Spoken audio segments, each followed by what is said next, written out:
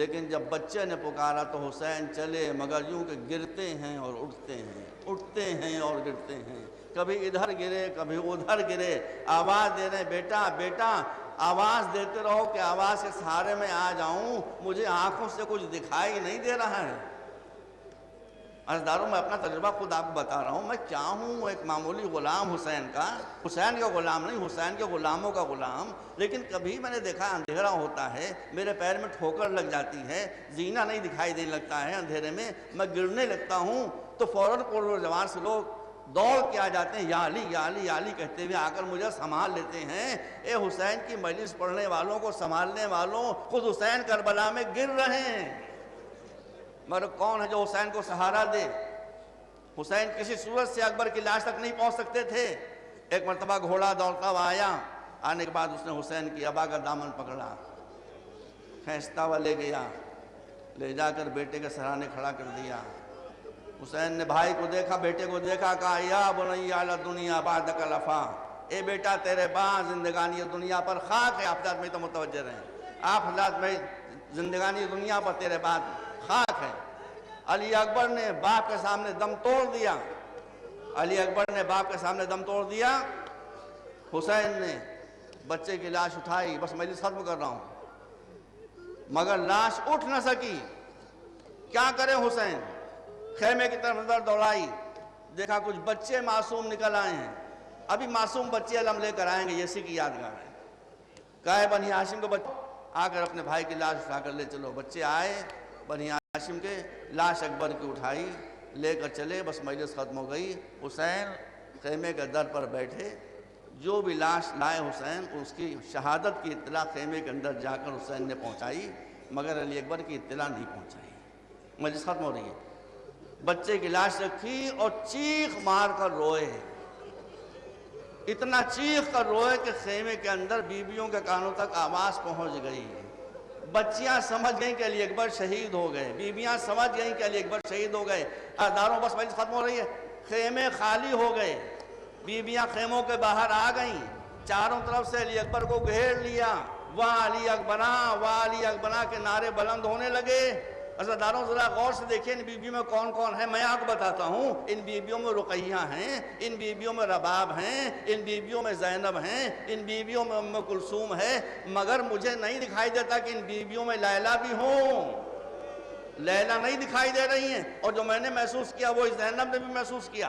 زینب نے کہا کیا بات ہے، کیا لیلہ کو خبر نہیں ہے کہ بچہ شہید ہو گیا؟ یہ کہے کہ فضہ سے کہا فضہ جا کر لیلہ کو خبر کر دے۔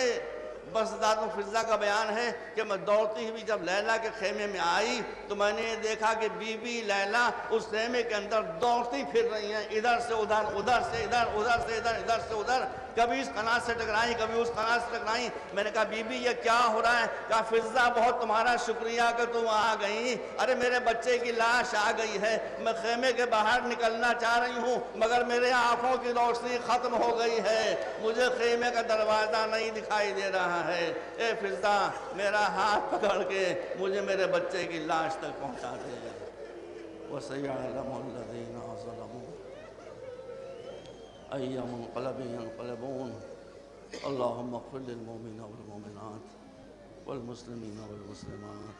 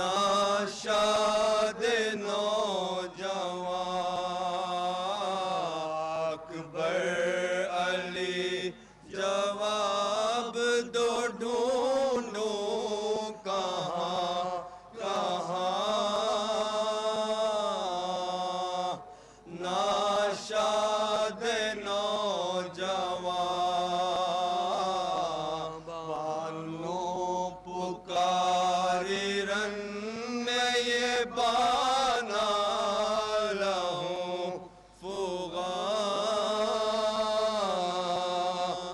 ناشاد نوجوان چھاتی پہ ایک ہاتھ ہے آنکھیں ہیں دونوں بند اے میرے ارجمن چھاتی پہ ایک ہاتھ ہے آنکھیں ہیں دونوں بند اے میرے ارجمن ماتین چار بار پکاری کہ میری جان ناشاد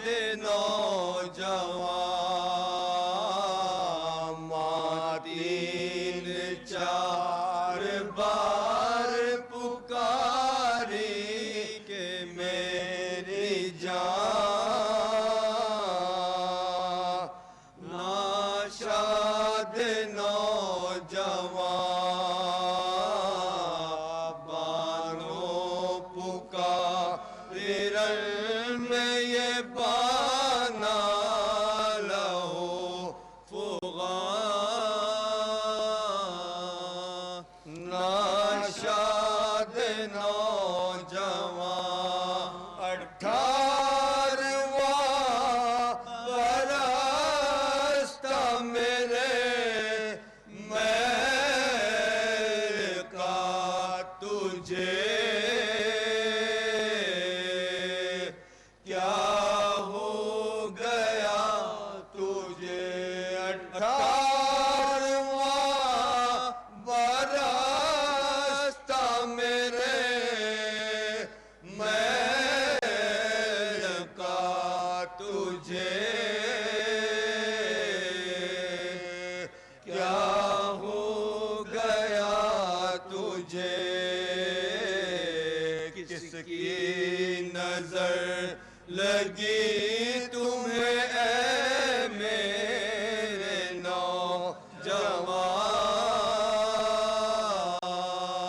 نوجوان ناشاد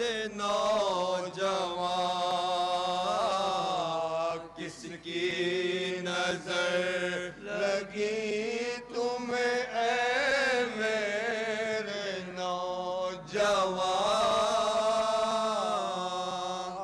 ناشاد نوجوان بانو پکاری رل میں یہ بانا لہو فغاں ناشاد نوجوان اکبر علی جواب دو آنکھوں کو کھول کر کچھ کر دو بول کر علی جواب دو آنکھوں کو کھول کر خوش کر دو بول کر کرتی ہے ماں تمہاری محبت کا امتحان ناشاد نوجوان کرتی ہے ماں تمہاری محبت کا امتحان ناشاد نوجوان بانو پکار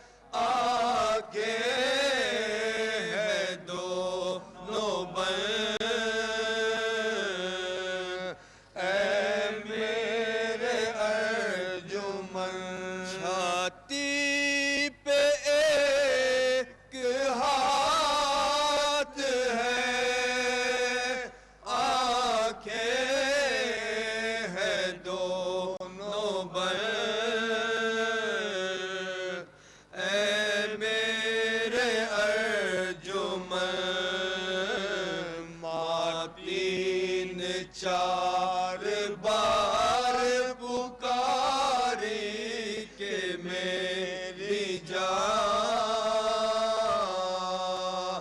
ناشاد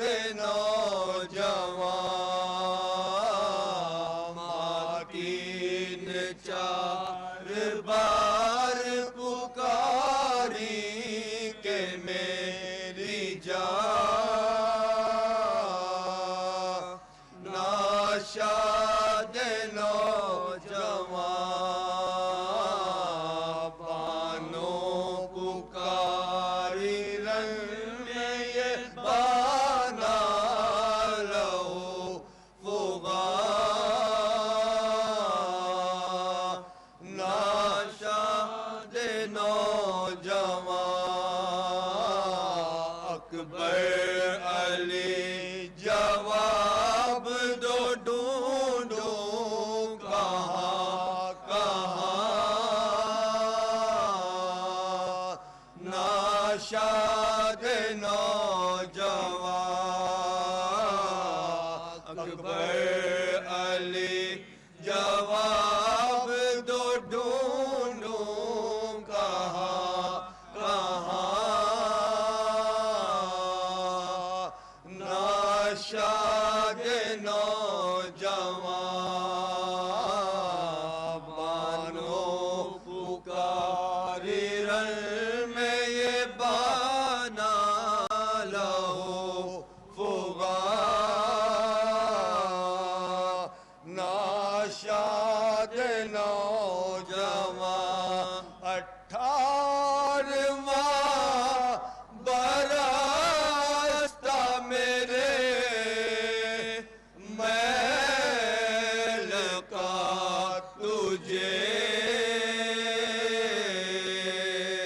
کیا ہو گیا تجھے 18واں برس تھا میرے میں لقا تجھے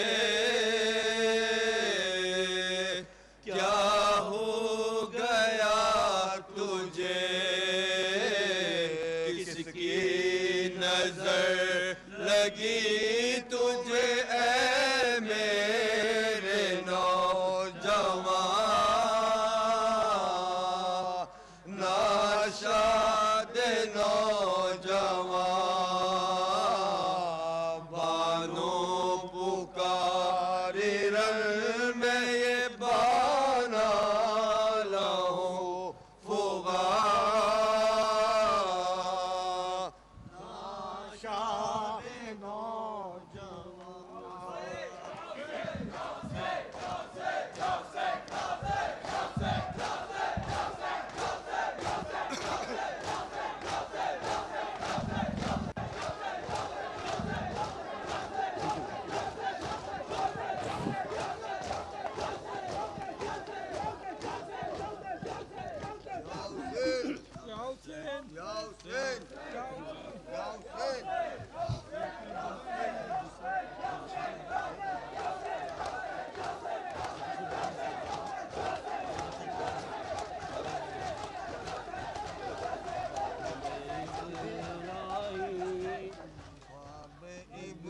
ابراہیم کی تعبیر دی شبیر نے خواب ابراہیم کی تعبیر دی شبیر نے خواب ابراہیم کی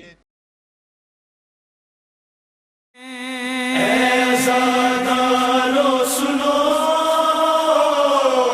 کہہ رہی ہے سیدہ عزادارو سنو کہہ رہی ہے سیدہ ہر ایک چاہنے والے کو بخشوا دوں گی میرے حسین کو روتے رہو دعا دوں گی حسین کو روتے رہو دعا دوں گی ہر ایک چاہنے والے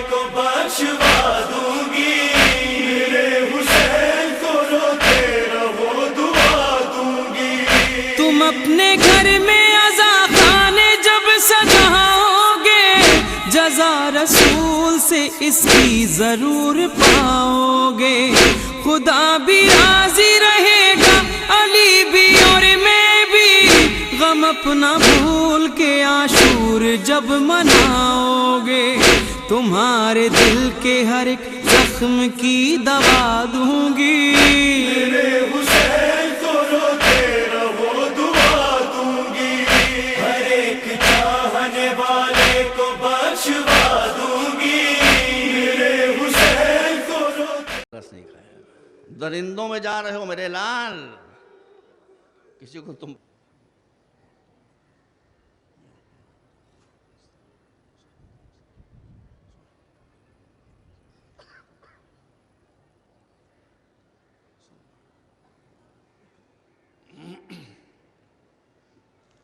اعوذ باللہ السمیع العلیم من الشیطان اللعین الرجیم. بسم اللہ الرحمن الرحیم. الحمد للہ رب العالمین بارئ الخلائق اجمعین، والصلاة والسلام والتحیۃ والاکرام علی سیدنا و نبینا و شفیعنا بالقاسم محمد آلہ الطیبین الطاہرین المعصومین الہداة المہدیین الذین اذھب اللہ عنہم الرجس وطہرہم تطہیرا. ما بعد وقال اللہ سبحانہ تبارک وتعالی وهو اصدق الصادقین. لقد ارسلنا رسلنا بالبینات وانزلنا معهم الکتاب والمیزان لیقوم الناس بالقسط. صلوات محمد و آل محمد.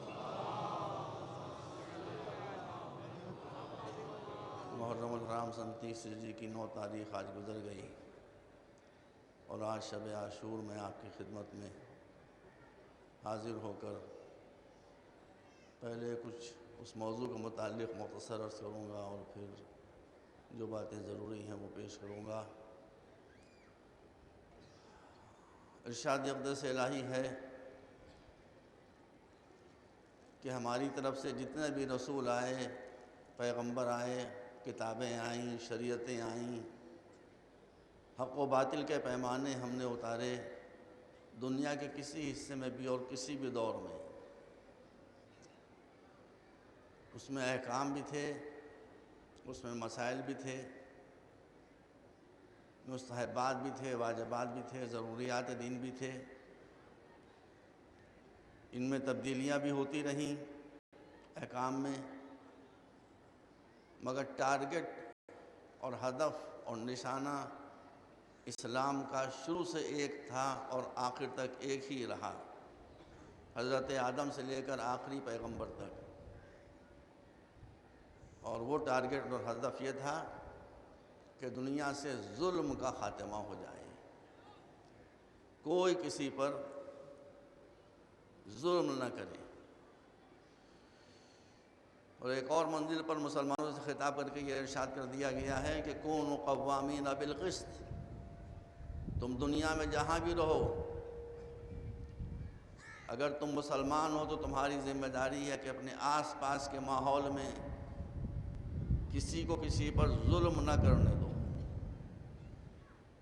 اگر ظالم کافر ہے اور مظلوم مسلمان ہے تو کافر کا ہاتھ پکڑ لو، اور اگر اتفاق سے ظلم کرنے والا مسلمان ہے اور جس پر ظلم کیا جا رہا ہے وہ کافر ہے تو مسلمان ہونے کی وجہ سے اس کو ظلم کرنے کی اجازت نہیں دی جائے گی، اس کا بھی ہاتھ پکڑ لو. اس لیے کہ اسلام اس سلسلے میں مسلم و غیر مسلم کی تفریق نہیں کرتا.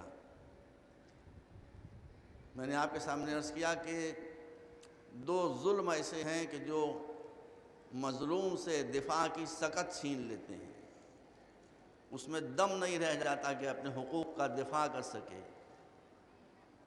ایک غربت کا ہونا، غریب کو سوسائٹی میں ذلیل سمجھا جاتا ہے. مولا علی نے ارشاد فرمایا ہے کہ غربت سے بچو، اس لیے کہ غربت اگر تمہارے پاس آ گئی تو تم سچے بھی ہوگے تو تم کو جھوٹا سمجھا جائے گا، اور مومن بھی ہوگے تو تمہیں منافق سمجھا جائے گا. اور فرمایا اس کے بعد دوسری مصیبت جو انسان میں دم نہیں رہنے دیتی کہ وہ اپنے حق کا دفاع کر سکے، وہ ہے جہالت، الٹریسی، ایجوکیشن کا نہ ہونا، اس لیے کہ جس کے پاس تعلیم نہ ہو وہ اندھا ہے، بلائنڈ ہے، اندھا اپنے حق کا دفاع کیسے کر سکتا ہے؟ ان دو باتوں کو میں نے کئی ایک مجلسوں میں آپ کے سامنے بہت تفصیل سے پیش کیا۔ کل میں نے تھوڑا سا موضوع کے ایک دوسرے رخ کی طرف آپ کو متوجہ کیا، اور وہ یہ کہ ایک طبقہ ہماری سوسائٹی کا وہ ہے کہ جو مسلسل مظلوم چلا آ رہا ہے، تفصیلات پہ جانے کا موقع نہیں ہے، اور وہ مظلوم طبقہ ہے ہماری بچیوں کا، ہماری بیویوں کا، ہماری خواتین کا۔ میں آپ کو اس منبر سے پوری ذمہ داری کے ساتھ یہ متنبہ کرنا چاہتا ہوں۔ دوسرے مذہبوں کے بارے میں کوئی تفصیل میں جانا نہیں چاہتا، مجھے معلوم ہے کہ ہندو مذہب میں عورتوں کے کوئی رائٹس نہیں ہیں، مجھے معلوم ہے کہ کرسچینٹی میں عورتوں کو کوئی مرتبہ نہیں دیا گیا، تو ہم کو اس سے کیا تعلق ہے؟ ہم کرسچن تھوڑی ہیں، ہم ہندو تھوڑی ہیں۔ لیکن آپ کو اگر میری بات پر اعتبار ہے تو آپ اعتبار کریں کہ اسلام نے عورت کو بڑی عزت دی ہے، اس کا مرتبہ بہت اوپر کیا ہے۔ اس طبقے کو مظلوم نہ رہنے دیں، ان کو ان کے حقوق اور اللہ نے جو ان کو مرتبہ دیا ہے وہ مرتبہ آپ ان کو دیں۔ یہ خیال آپ اپنے دماغ سے نکال دیں کہ اسلام میں بھی عورتوں کا درجہ کم ہے۔ کل میں نے کچھ اشارے کیے تھے آپ کے سامنے، ہرگز نہیں، ہرگز نہیں، ہرگز نہیں۔ قرآن کی روح سے عورتوں اور مردوں کا مرتبہ بالکل برابر ہے، بالکل مساوی ہے، اور قرآن نے چھوڑ دیا ہے دونوں کو برابر سے میدان میں کھڑا کر کے کہ اب تمہارے اختیار میں ہے۔ اگر عورتیں علم کی راہ میں آگے بڑھیں گی وہ اونچی ہو جائیں گی، مرد آئیں گے علم کی راہ میں وہ اونچے ہو جائیں گے۔ عورتیں اگر تقوی کی راہ اختیار کریں گی وہ اونچی ہو جائیں گی، مرد تقوی کی راہ پر چلیں گے وہ اونچے ہو جائیں گے۔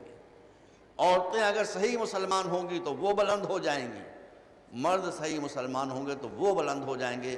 عورتوں اور مردوں میں سے کسی کو بھی اللہ نے اونچا اور نیچا نہیں کیا ہے، یہ مردوں اور عورتوں کے اختیار پر چھوڑ دیا گیا ہے، اور ثوابدید پر چھوڑ دیا گیا ہے کہ چاہے اپنے کو اونچا کریں اور چاہے اپنے کو نیچا کریں۔ ذرا سے مجھے اجازت دے دیجئے، میں بہت تفصیل سے قرآن کی روشنی میں گفتگو کرنا چاہتا تھا، لیکن اس وقت ماحول میرا خود ہی موڈ نہیں ہو رہا ہے۔ بہرحال موضوع کو مکمل کرنا ہے، اس لیے میں آپ کے سامنے عرض کر رہا ہوں۔ عورتوں کی زندگی میں آپ 3 شعبے پا سکتے ہیں۔ عورت کبھی بیٹی ہوتی ہے، عورت کبھی ماں ہوتی ہے، عورت کبھی بیوی ہوتی ہے۔ بس چند منٹ مجھے اجازت دے دیں، میں خود بہت جلد گزر جانا چاہتا ہوں اس منزل سے، اور پھر اگلی مجلسوں میں اس کی تفصیل آپ کے سامنے پیش کرتا رہوں گا۔ آپ کو نہیں معلوم ہے تو اس کا ذمہ دار میں نہیں ہوں، اس لیے کہ جب مسلمانوں میں شادیاں ہوتی ہیں تو اتنی دیر کے لیے وہ ہندو ہو جاتے ہیں، ایک رسمی نکاح ہو جاتا ہے، باقی جتنی رسمیں ہیں وہ سب ہندوانی ہیں۔ میں لکھنؤ سے آ رہا ہوں، مجھے یہاں کے بارے میں نہیں معلوم ہے۔ لکھنؤ میں سانچک ہوتی ہے، لکھنؤ میں مانجھا ہوتا ہے، لکھنؤ میں چوتھی ہوتی ہے، لکھنؤ میں چالا ہوتا ہے۔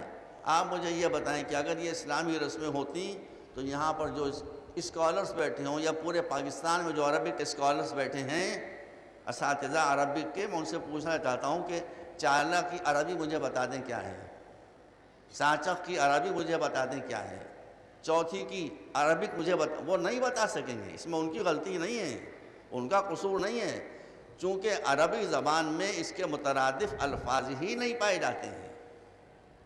اسلام کا اگر سے کوئی تعلق ہوتا تو عربی زبان میں اس کے لیے الفاظ موجود ہوتے۔ الفاظ کا موجود ہونا نہ ہونا بتاتا ہے کہ یہ ہندوؤں سے آپ نے لیا ہے، یعنی بجائے اس کے کہ آپ ہندوؤں کو متاثر کر دیں، ہندوؤں سے خود متاثر ہو گئے۔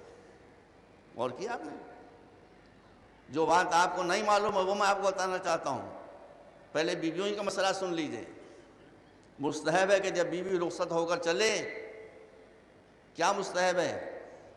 جب دلہن کی سواری چلے تو مستحب ہے کہ اس وقت اذان دو۔ غور فرمایا آپ نے؟ آپ علماء کرام سے پوچھ لیجئے۔ مستحب ہے کہ جب کسی ماں کی لخت دل ایک نئے گھر کی دہلیز پر آئے تو آتے ہی اس کو یہ محسوس ہو کہ یہاں اس کو محبت ملے گی، یہاں اس کو ریسپیکٹ ملے گی، یہاں اس کو عزت ملے گی۔ پوچھ لیجیے علماء کرام سے۔ اس لیے مستحب ہے کہ جب دولہا کے گھر کے اوپر عورت اپنی سواری سے اترنے لگے، چاہے وہ کار ہو یا پالکی ہو یا کوئی بھی شے ہو، تو دولہا کا فریضہ ہے کہ اس کے اترنے سے پہلے وہ زمین پر بیٹھے، ایک کانسا سامنے رکھے، اس کانسے کے اندر آنے والی شریکہ حیات کے پاؤں کو اپنے ہاتھ سے دھوئے، اور وہ پانی جو کانسے کے اندر آئے اسے اپنے پورے گھر میں برکت کے لیے چھڑکے۔ آپ یہ بتائیے کہ جب عورت شوہر کے گھر میں آتے ہی یہ دیکھے گی کہ جس گھر کو چھوڑ کر میں آئی ہوں، جس نئے گھر میں آ رہی ہوں، یہاں مجھ کو میرے ساتھ وہ برتاؤ کیا گیا ہے، کیا جا رہا ہے جو خود میرے اپنے گھر میں نہیں ہوا، میرے پاؤں میرا شریک حیات دھو رہا ہے، تو اس کے کتنا سینس آف ریسپیکٹ، کتنی عزت کا احساس اس کے دل میں پیدا ہوگا۔ اور کیا آپ نے؟ میں نے کسی مجلس میں عرض کیا ہوگا، آپ کو نہیں بتایا جاتا، آپ کو خالی یہ بتایا جاتا ہے کہ نماز پڑھنا عبادت ہے، آپ کو خالی یہ بتایا جاتا ہے کہ روزہ رکھنا عبادت ہے، آپ کو خالی یہ بتایا جاتا ہے کہ حج کرنا عبادت ہے۔ بے شک یہ سب چیزیں عبادت ہیں، لا ریب کی یہ سب چیزیں عبادت ہیں، مگر ان عبادتوں کے ساتھ ساتھ یہ بھی عبادت ہے۔ آپ کسی عالم سے پوچھ لیجئے کہ وقتاً فوقتاً اپنی بیوی کا جب دسترخوان پر بیٹھی ہو تو اپنے ہاتھ سے نوالا بنا کر اس کے منہ میں رکھ دو، اس طرح سے تم اس کا دل جیتو گے۔ بیوی کا دل جیتنا بھی اسلام میں ایک بہت بڑی عبادت ہے، زیادہ کرنے کا موقع نہیں ہے۔ اس کے بعد بیٹی کی منزل دیکھ لیجئے، تو بیٹی کے لیے حکم یہ ہے کہ تم جب سفر سے آؤ اور کچھ گفٹس اور تحفے لے کر آؤ، اور تمہارے لڑکے بھی ہوں اور تمہاری لڑکیاں بھی ہوں، تو پہلے تحفے لڑکیوں کو دو، لڑکوں کا نمبر بعد میں آئے گا۔ اس کے بعد ماں کا مرتبہ، میں پوری ذمہ داری سے کہہ رہا ہوں، آپ کا سامنے ظاہر ہے کہ میری تقریر ریکارڈ ہو رہی ہے۔ جب ماں اور باپ کا مسئلہ آتا ہے تو جو حق ماں کا ہے وہ باپ کا نہیں ہے، حالانکہ باپ مرد ہے اور ماں عورت ہے۔ میں آپ کو 2-3 حق بتا رہا ہوں۔ پہلے میں جو حق بتا رہا ہوں اس میں عربی پڑھ دوں کہ آپ کو کہیں شبہ نہ ہو جائے، خدا نہ خواستہ کوئی میں بات اپنی طرف سے گڑھ کر پہ رہا ہوں۔ رسول کی حدیث ہے، اذا دعاک ابواک فاجب امک۔ اگر ایک ایسی منزل آ جائے کہ تو بیچ میں کھڑا ہے، باپ کہتا ہے کہ میرے پاس آ جا، ماں کہتی ہے میرے پاس آ جا، تو کس کے پاس جائے گا؟ رسول فرماتے ہیں فاجب امک، اپنے ماں کے پکارنے پر لبیک کہہ اور ماں کے پاس آ جا۔ آپ کو نہیں معلوم ہوگا، میں آپ کو بتانا چاہتا ہوں، اگر آپ نے مستحبی روزہ رکھا ہے اور باپ کہہ رہا ہے کہ روزہ توڑ دو تو آپ نہ توڑیں، لیکن اگر ماں کہہ رہی ہے کہ روزہ توڑ دو تو توڑ دیں، اس لیے کہ ماں کا حق زیادہ ہے۔ اگر آپ مستحبی نماز پڑھ رہے ہیں، اگر باپ کہتا ہے پکارتا ہے آپ کو تو آپ جواب نہ دیں اس کو، لیکن ماں اگر دیکھ رہی ہے کہ آپ نماز پڑھ رہے ہیں اور اس کے بعد بھی وہ آپ کو پکار رہی تو شریعت کہتی ہے کہ ہماری نماز توڑ دو، مگر ماں کی پکار کو ضائع جانے نہ دو۔ بس اس سے آپ کو اندازہ ہو گیا ہوگا کہ صحیح اسلام میں، اوریجنل اسلام میں عورتوں کو مارنے کی اجازت نہیں ہے، نہیں ہے، نہیں ہے۔ پوری ذمہ داری کے ساتھ کہہ رہا ہوں، عورتوں کو ستانے کی اجازت نہیں ہے، ان کو دکھ دینے کی اجازت نہیں ہے، ان کے ساتھ زیادتی کرنے کی اجازت نہیں ہے، ان کو بات بات پر طلاق دے دینے کی اجازت نہیں ہے، اس لیے کہ یہ سب خلاف عدل و عدالت ہے، اور اسلام کی فاؤنڈیشن ٹکی بھی ہے عدالت کے اوپر اور استحصال ظلم کے اوپر۔ ہمارے جو برادران اہل سنت ہیں ان کی یہاں کچھ روایتیں ایسی ضرور آ گئی ہیں کہ جس سے عورتوں کے رتبے پر آنچ آتی ہے۔ میں وہ ساری روایتیں آپ کے سامنے نہیں پیش کر سکتا، لیکن اس لیے کہ کسی کے دل میں یہ سوال آ رہا ہو کہ مگر روایتوں میں تو یہ ہے، مگر روایتوں میں تو یہ ہے، مگر روایتوں میں تو یہ ہے، میں خالی ایک روایت آپ کے سامنے پیش کیے دے رہا ہوں کہ کیسی کیسی روایتیں آئی ہیں۔ یہ بات یاد رکھیے کہ ہم اہل سنت کی صحاح ستہ کا بڑا احترام کرتے ہیں، اس کے مرتب کرنے والے بہت بڑے بڑے عظیم علماء تھے، لیکن وہ خود بتا دیں کہ اگر ان کتابوں میں کوئی روایت ایسی پائی جاتی ہو جو قرآن سے ٹکرا رہی ہو تو ہم قرآن کو مانیں یا ان کتابوں کو مانیں؟ کس کو مانیں گے؟ بس دو منزلیں آپ کے سامنے رکھنا چاہتا ہوں. ایک تو صحیح بخاری شریف بہت عظیم کتاب ہے، بڑی محنت سے مرتب کی گئی ہے، بہت بڑے عالم تھے، فقیہ تھے، پرہیزگار تھے جنہوں نے کتاب مرتب کی ہے، مگر معصوم نہیں تھے. انہوں نے اپنی کتاب میں لکھ دیا کہ ہمارے یہاں بہت سے لوگوں کو اس بات کا خیال ہے کہ حضرت حوا کی خلقت جناب آدم کی پسلی سے ہوئی تھی. کہاں ہے قرآن میں کہ پسلی سے ہوئی تھی؟ پسلی کو عربی زبان میں ضلعن کہتے ہیں، زاد لام عین. یہ لفظ ہی قرآن میں نہیں آیا ہے، ضلعن کا لفظ ہی قرآن میں نہیں آیا، یعنی پسلی کا لفظ ہی قرآن میں نہیں ہے. قرآن کیا کہتا ہے؟ قرآن میں سری آیتیں موجود ہیں، وقت نہیں ہے، میں آپ کے سامنے ایک آیت پڑھ رہا ہوں، خالی درجنوں آیتیں اس طرح کی. سورہ نساء یہیں سے شروع ہوتا ہے کہ یا ایھا الناس اتقوا ربکم الذی خلقکم من نفس واحدۃ وخلق منھا زوجھا. ایک آیت خالی پڑھ رہا ہوں آپ کے سامنے وقت کی تنگی کی وجہ سے کہ اے لوگوں ڈرو اپنے اللہ سے جس نے تم کو ایک نفس سے پیدا کیا اور اسی نفس سے اس کا زوج بنایا. یہ آدم و حوا کی طرف اشارہ ہو رہا ہے. اس کا مطلب یہ کہ جس ایسنس سے حضرت آدم بنے ہیں اسی ایسنس سے حضرت حوا بنی ہیں. یہ نہیں کہ ان کی پسلی سے باتیں بنائی گئی ہیں. یہ اللہ کا نظام ہے. کیا اللہ کو اندازہ نہیں تھا کہ کتنا مسالہ درکار ہوگا آدم و حوا کے بنانے کے لیے؟ جو مسالہ کم پڑ گیا تھا جو کہا جاتا ہے کہ مسالہ کم پڑ گیا تھا تو پسلی کاٹ کے آپریشن کر کے اس سے حضرت حوا کی تخلیق ہوئی. اور پھر یہ بھی کہہ دیا گیا کہ پسلی چونکہ ٹیڑھی ہوتی ہے سیدھا کرو گے تو ٹوٹ جائے گی، تو عورت بھی ہمیشہ ٹیڑھی رہے گی. کبھی سیدھا کرنے کی کوشش نہ کرنا، اس لیے کہ سیدھا کرو گے تو ٹوٹ جائے گی. اسٹوپڈ لوگ، نہ سمجھ لوگ، نہیں جانتے کہ عورت کیا ہے. مرد ڈھالا ہوا پرزہ ہیں، وہ ڈائی جو مردوں کو ڈھالتی ہے اس کا نام ہے عورت. وہ سانچہ جو مردوں کو ڈھالتا ہے اس کا نام ہے عورت. تو اگر یہ سانچہ یہ ڈائی ہی ٹیڑھی ہوگی تو اس کے اندر ڈھل کے نکلنے والے مرد کہاں سے سیدھے ہو جائیں گے؟ وہ بھی تو ٹیڑھے رہیں گے. یہ اس طرح کی باتیں.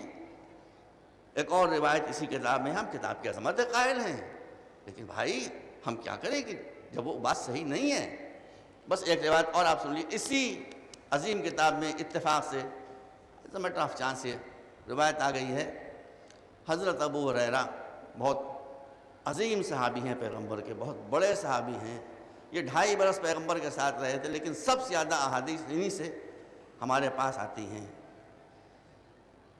اب ان کی ایک روایت ہے جو صحیح بخاری شریف میں موجود ہے. کتاب بہت اہم ہے لیکن معصوم تھوڑی ہے، بعد کتاب الباری ہے، کتاب الباری تھوڑی ہے. وہ روایت یہ ہے کہ حضور نے فرمایا کہ 3 چیزیں منحوس ہیں. کیا فرمایا سرکار نے؟ 3 چیزیں منحوس ہیں، گھر، گھوڑا اور عورت. آپ بتائیں رسول یہ بات کہہ سکتے ہیں؟ بھائی گھر اگر منحوس ہے تو ہم بے گھر ہو جائیں؟ آج جو کار ہے اس زمانے میں وہی گھوڑے کی حیثیت تھی. گھوڑا اگر منحوس ہے تو گھوڑے کو بھی نکال دیں، اور عورت منحوس ہے تو اس کا بھی ساتھ دینا بیکار ہے. میں ریفرنس دے رہا ہوں آپ کے سامنے. صحیح بخاری شریف کی بہترین شرح جو کی ہے بہت بڑے عالم ہیں، بہت بڑے عالم ہیں، علامہ ابن حجر عسقلانی نے فتح الباری کے نام سے. اس میں آپ ملاحظہ فرمائیں کہ انہوں نے اس روایت کا پس منظر بتایا ہے. یہ روایت جو ہے کہ عورت، سرکار نے فرمایا کہ گھر، گھوڑا اور عورت یہ منحوس ہیں. انہوں نے کہا کہ جب یہ حضرت ابو ہریرہ نے مسلمانوں کے درمیان کہنا شروع کیا کہ سرکار نے فرمایا ہے گھر، گھوڑا اور عورت منحوس ہیں، تو صحابہ حضرت المومنین کے پاس تشریف لائے اور آنے کے بعد کہا کیا واقعی رسول نے یہ بات کہی ہے؟ سن لیجیے ذرا. تو بی بی نے کہا کہ ہاں رسول نے بات کہی ہے. کہا کہ تو عجیب و غریب بات ہے. کہا کہی ہے، میں موجود تھی کہی ہے، مگر پوری بات تو سنو. ان کا پوری بات بتائیے، سنیے پوری بات. کہا پوری بات یہ ہے کہ رسول سرکار مسجد میں تشریف فرما تھے، میں پس پردہ بیٹھی بھی تھی، صحابہ کرام موجود تھے، اس وقت تک حضرت ابو ہریرہ تشریف نہیں لائے تھے۔ سرکار یہ فرما رہے تھے اپنے صحابہ سے کہ میرے صحابہ ان یہودیوں کو دیکھو، میرے صحابہ ان یہودیوں کو دیکھو، یہ کیسے واہیات لوگ ہیں کہ یہ کہتے ہیں۔ کون؟ یہودی۔ کیسے واہیات ہیں یہودی کہ یہ کہتے ہیں کہ گھر، گھوڑا اور عورت منحوس ہے۔ بی بی کہتی ہیں، ام المومنین فرماتی ہیں کہ حضرت ابو ہریرہ اس وقت آئے کہ جب رسول کے تک کی بات کہہ چکے تھے۔ وہ جب داخل ہوئے تو رسول کے بات کہہ رہے تھے۔ انہوں نے یہ نہیں سنا کہ رسول نے سے پہلے یہ فرمایا ہے کہ یہودی کتنے واہیات ہیں کہ وہ یہ کہتے ہیں کہ کے بعد آئے۔ جب کے بعد آئے تو انہوں نے یہودیوں کی بات کو رسول کی طرف منسوب کر دیا۔ صلوات پر محمد و آلہ محمد۔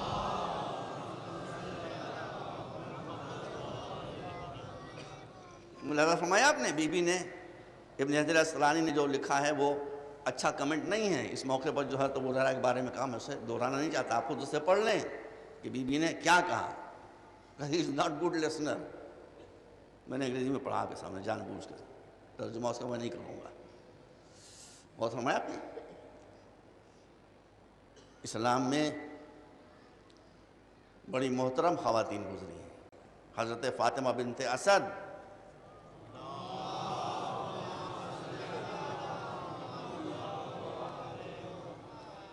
ان کا مرتبہ کم نہ سمجھیے آپ۔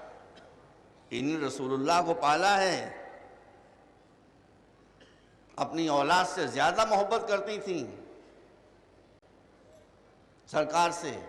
فاطمہ بنت اسد کون ہے؟ مسلمان بھائی سن لیں، حضرت ابو طالب کی بیوی۔ تو حضرت ابو طالب ہی نے نہیں پالا ہے، حضرت ابو طالب اور فاطمہ بنت اسد نے مل کے پالا ہے۔ جب فاطمہ بنت اسد کا انتقال ہوا تو رسول کی آنکھوں سے آنسو بہہ رہے تھے، جنازے کے پیچھے پیچھے روتے روتے جا رہے تھے۔ تاریخ خمیس کو پڑھیے، ایک سنی اسکالر کی لکھی ہوئی کتاب ہے۔ حضرت فاطمہ بنت اسد جنازے کے پیچھے رسول روتے ہوئے جا رہے تھے اور انگوٹھوں کے بل چل رہے تھے۔ صحابہ کرام نے کہا کہ خدا کے رسول، آپ فاطمہ بنت اسد کے جنازے کے پیچھے میں انگوٹھوں کے بل چل رہے ہیں؟ کہا انگوٹھوں کے بل اس لیے چل رہا ہوں کہ تم نہیں دیکھ رہے ہو، مگر میں دیکھ رہا ہوں کہ ملائکہ کا اتنا ہجوم ہے کہ پاؤں ٹکانے کی جگہ نہیں ہے۔ یہ ہے فاطمہ بنت اسد۔ تاریخ خمیس کے حوالے سے پڑھ رہا ہوں، جو سنی اسکالر کی لکھی ہوئی ہے، ہسٹورین کی، شیعہ ہسٹورین کی لکھی ہوئی نہیں ہے۔ فرمایا آپ نے کہ کانت امی بعد امی، میری ماں آمنہ کے بعد یہ میری ماں تھی۔ یہ خود سوتی تھیں، جاگتی تھیں، مجھے سلاتی تھیں، خود بھوکی رہتی تھیں، مگر میری بھوک ایک منٹ کے لیے بھی گوارا نہیں۔ تاریخ خمیس کا مصنف لکھتا ہے، بس سن لیجئے کہ صبح اٹھنے کے بعد، رسول چھوٹے ہیں ابھی، 2 ڈھائی 3 4 برس کی عمر ہے، تو تاریخ خمیس میں بار بار کر رہا ہوں، یہ سنی اسکالر ہے جس کی لکھی ہوئی کتاب ہے۔ وہ کہتے ہیں کہ فاطمہ بنت اسد کا دستور یہ تھا کہ صبح آنکھ کھلنے کے بعد گھر کے صحن میں کھجور کا درخت لگا ہوا تھا، صبح کو اٹھنے کے بعد پہلا کام یہ کرتی تھیں کہ کھجور کے جو دانے گرے ہوئے ہوتے تھے وہ سمیٹ لیتی تھیں، اپنے بچے کا انتظار کرتی تھیں۔ جب رسول تشریف لاتے تھے تو ان کو دے دیتی تھی، سرکار تناول فرماتے تھے۔ ایک دن اتفاق کی بات ایسی ہوئی، ایک دن، بس یہ روایت سن لیجیے میں آگے بڑھوں۔ ایک دن اتفاق کی بات یہ ہوئی کہ ام فاطمہ بنت اسد کی آنکھ لگ گئی، اور قبل اس کے کہ گلے ہوئے کھجوروں کو یہ بی بی چنے، محلے کے بچے آئے اور کھجوریں چن کر چلے گئے۔ تھوڑی دیر کے بعد حضور تشریف لائے، آ کر کہا مادر گرامی وہ میری کھجوریں کہاں ہیں؟ کیا بات تھی؟ کوئی بہت بڑی بات تو نہیں ہے، مگر بی بی رونے لگی، کہا بڑا غضب ہو گیا، آج میری آنکھ لگ گئی، محلے کے بچے آئے اور کھجوریں لے کر چلے گئے۔ سرکار نے فرمایا مادر گرامی آپ روتے کیوں ہیں؟ یہ آنکھوں میں آنسو کس لیے آ گئے؟ آئیے میں آپ کو اللہ کی قدرت کا تماشا دکھاتا ہوں۔ دیکھیں مصنف سنی مگر منصف ہے، لکھتا ہے کہ کہا کہ مادر گرامی آپ پریشان کیوں تھیں؟ آئیے میں قدرت خدا کا تماشا آپ کو دکھاتا ہوں۔ آئیں فاطمہ بنت اسد، رسول درخت کے قریب تشریف لائے، 5-6 برس کی عمر ہے یا شاید اتنی بھی نہ ہو، ننھے ہاتھوں کو بلند کیا، بلند کرنے کے بعد ہاتھ جھکے۔ تاریخ کا مصنف لکھتا ہے کہ بلند ہونے کے کے بعد جب رسول کے ہاتھ اس بچپنے میں جھکے تو ہاتھوں کے جھکنے کے ساتھ ساتھ درد بھی جھکتا چلا گیا، اور حضور نے اپنے ہاتھوں سے چند دانے کھجوروں کے توڑے اور درد پھر سیدھا کھڑا ہو گیا۔ درد جب سیدھا کھڑا ہو گیا تو اور یہ کر کے رسول تشریف لے گئے۔ فاطمہ بنت اسد تصویر حیرت بنی ہوئی اسی درخت کے پاس کھڑی ہوئی ہیں کہ اتنے میں ابو طالب تشریف لائے، اور آنے کے بعد کہا کیوں فاطمہ یہ درخت کے پاس کیوں اس طرح سے حیرت زدہ کھڑی ہو؟ کہا ابو طالب میں نے آج وہ واقعہ دیکھا تو اس سے پہلے میں نے کبھی دیکھا نہیں تھا نہ کبھی سنا تھا۔ کہا کیا؟ پورا واقعہ بتایا کہ اس طرح میں اٹھنے میں دیر ہو گئی، بچے محلے کے آئے، کھجوریں لے کر چلے گئے، میری آنکھوں میں آنسو آ گئے، میرا لاڈلا آگے بڑھا، آگے بڑھ کر اس نے کہا، اس نے درخت کا اپنا ہاتھ اونچا کیا اور ہاتھ جھکایا تو درخت اتنا جھک گیا کہ اس ننھے سے بچے نے اس درخت سے کھجوریں توڑ لی، اور کھجوریں توڑتی ہوئی چلا گیا بچہ وہ، اور درخت پہ سیدھا کھڑا ہو گیا۔ سن لیں سنی حضرات بھی، اور پڑھ لیں تاریخ خمیس میں، پڑھ لیں تاریخ خمیس میں جو انہی کے ایک اسکالر کی لکھی ہوئی ہے۔ تاریخ خمیس کا مصنف لکھتا ہے کہ حضرت فاطمہ بنت اسد یہ باتیں کرتی رہیں اور ابو طالب مسکرا کر سنتے رہے۔ فاطمہ بنت اسد نے کہا کہ ابو طالب اب مجھے دوہری حیرت ہو رہی ہے۔ کہا کیوں؟ کہا ایک تو اس واقعے پر حیرت ہوئی، اور دوسری یہ حیرت ہو رہی ہے کہ میں نے ایسا عجیب واقعہ بیان کیا آپ کو حیرت ہی نہیں ہوئی، آپ مسکرا کر سن رہے ہیں۔ کہا کہ حیرت مجھے کیوں ہو؟ اس لیے کہ میں جانتا ہوں کہ یہ بچہ جو آج بچہ ہے یہی آخری نبی ہونے والا ہے، یہی آخری رسول ہونے والا ہے۔ ابھی حضور کا بچپنا ہے، ابھی کسی کو معلوم بھی نہیں کہ نبی ہونے والے ہیں یا رسول ہونے والے ہیں، مگر ابو طالب اس منزل پر اعلان کر کے بتا رہے ہیں کہ تمہارا ایمان اس وقت ہوگا جب نبوت کا اعلان کریں گے، میرا ایمان اسی وقت سے ہے کہ نبوت غیبت کے پردوں میں چھپی ہوئی ہے۔ بس اتنی سی بات اور سن لیجئے اور پڑھ لیجئے تاریخ خمیس میں کہ اس کے بعد حضرت ابو طالب نے فاطمہ بنت اسد سے خطاب پر کہا کہ میں تمہیں بھی مبارکباد دینا چاہتا ہوں۔ کہا مجھے کہے کہ مبارکباد؟ کہا کہ تمہارے بطن سے ایک بچہ پیدا ہوگا جو اس نبی کا وزیر ہوگا، اس کا جانشین ہوگا۔ اس کا مطلب ہے کہ ابو طالب نے پہلے ہی منزل بتا دیا کہ میرے ایمان کو ناقص نہ سمجھنا کہ رسالت پر ہو اور امامت پر نہ ہو، جس دن سے رسالت پر ایمان ہے اسی دن سے امامت پر ایمان۔ یہ خانوادہ بنی ہاشم کی ایک بی بی کا ذکر میں نے کیا آپ کے سامنے، اب وقت نہیں ہے۔ بی بی خدیجہ، ام المومنین خدیجہ، ان کا مرتبہ آپ کی نظروں کے سامنے ہے۔ اس کے بعد اس خدیجہ کی بیٹی فاطمہ زہرا،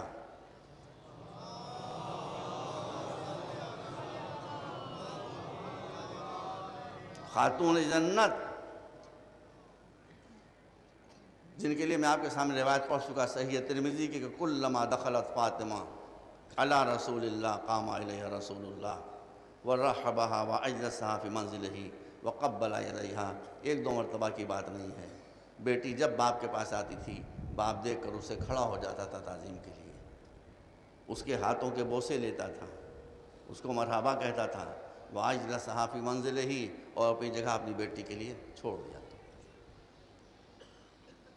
اسی بیٹی کے لیے رسول اللہ فرمایا تمام شیعہ اور سنی محدثین نے اس روایت کو لکھا ہے، کل میں دیکھ رہا تھا، اللہ ان کو جزائے خیر دے، جیسا وہ اہل بیت کا دفاع کر رہے ہیں علامہ طاہر القادری، انہوں نے بھی کل میں نے سنی یہ حدیث، بہت مشہور حدیث ہے کہ اللہ فاطمہ کی رضا سے راضی ہوتا ہے اور فاطمہ کے غضب سے غضبناک ہو جاتا ہے۔ تو جو اللہ کے غضب سے اپنے کو بچانا چاہے وہ فاطمہ کو غضبناک نہ کرے۔ یہ کل طاہر القادری صاحب نے پڑھا ہے، جو میں نے سنا ہو، یہ حدیث میری دیکھی بھی ہے، بالکل صحیح انہوں نے پڑھا ہے۔ یہ ہے فاطمہ کی عظمت اور جلالت۔ اور اب اسی خاندان میں ایک بیٹی اور پیدا ہوئی ہے۔ اس خاندان کا دستور یہ تھا کہ چونکہ یہ سب اللہ والے تھے، بس اتنی سی بات سن لیجئے تو یہاں نام بھی بچوں کے اللہ کی طرف سے رکھے جاتے تھے۔ جب مولا علی کی ولادت ہوئی تو ماں نے نام رکھا حیدر، باپ نے نام رکھا اسد، اور جب رسول تشریف لے آئے تو ابو طالب نے کہا آپ نام رکھیے، کہا میں نام نہیں رکھوں گا، میں تو اللہ سے نام رکھواؤں گا۔ جب رسول نے آسمان کی طرف دیکھا تو ادھر سے اشارہ ہوا اور اعلان ہوا کہ اس کا نام علی رکھیے۔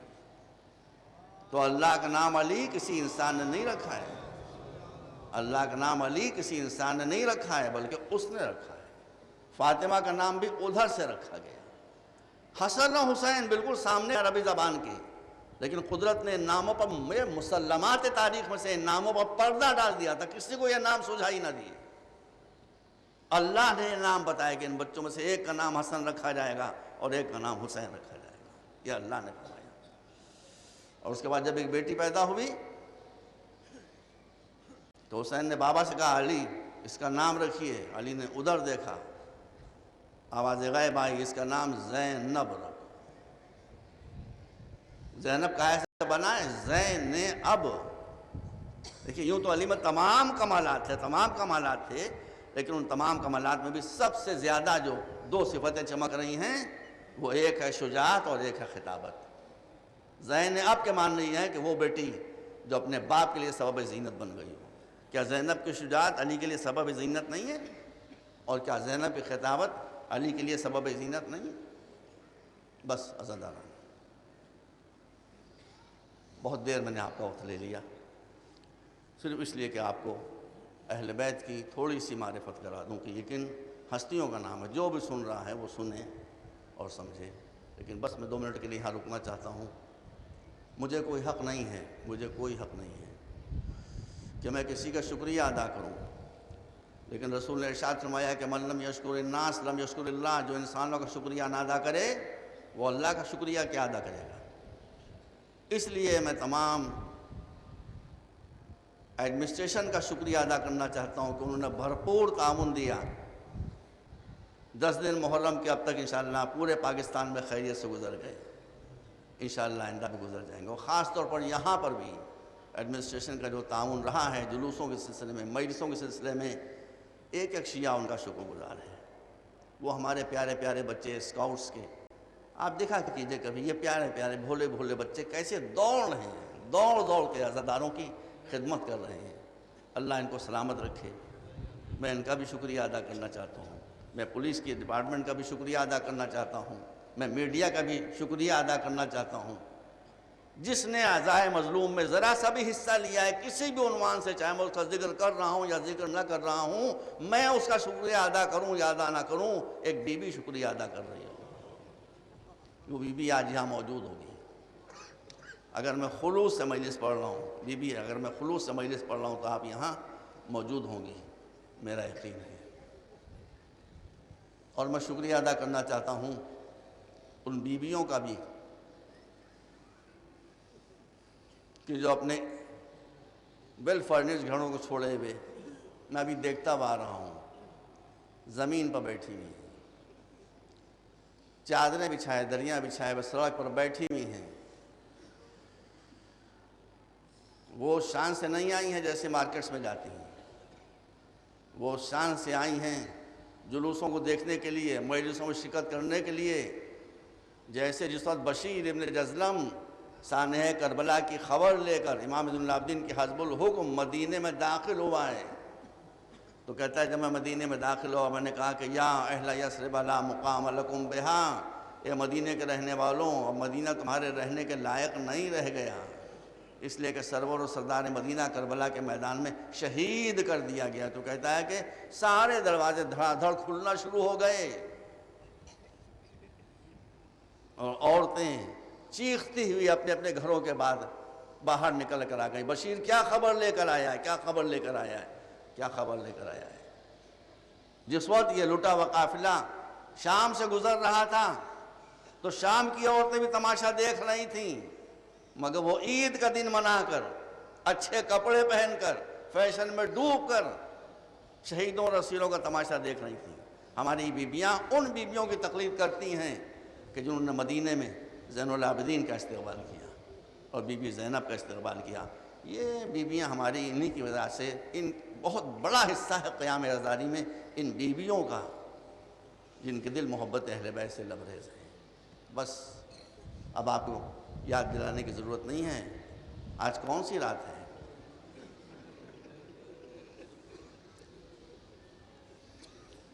آج عاشور کی رات ہے، یہاں بہت روشنی ہے، بہت روشنی ہے، مجھے یہاں سے بیٹھے بیٹھے سب کے چہرے دکھائی دے رہے ہیں۔ غور کرنا، کربلا کے میدان میں یہ رات بڑی قیامت کی رات تھی، اس لیے کہ شام ہو چکی تھی، امام حسین کرسی پر تشریف فرماتے خیمے کے باہر، کچھ آنکھ ذرا سی لگ گئی تھی کہ ایک مرتبہ بہن دوڑتی بھی آئی، اور اس نے آنے بعد بہن نے شانہ ہلایا، بھیا بھیا بھیا، ارے آپ آرام کر کے دیکھیے لشکر بڑا چلا آ رہا ہے۔ امام نے دیکھا کہ لشکر سپاہی بڑھتے چلے آ رہے ہیں، آپ نے عباس کو بلایا اور کہا جاؤ دیکھو کیوں آ رہے ہیں، واللہ تاریخ میں لکھا ہوا ہے۔ عباس ابن علی آئے، روکا، کہا رک جاؤ، تھم جاؤ، سپاہی تھمے، کہا کیا ارادہ ہے، کہا ہم اعلان جنگ کرنے آئے۔ اللہ اکبر، کیا روب تھا، کیا دبدبہ تھا علی کے شیر کا، کہ آپ نے تلوار سے ایک نشان کھینچ دیا کہ جب تک میں واپس نہ ہوں اس نشان کے آگے قدم نہ بڑھنے پائے۔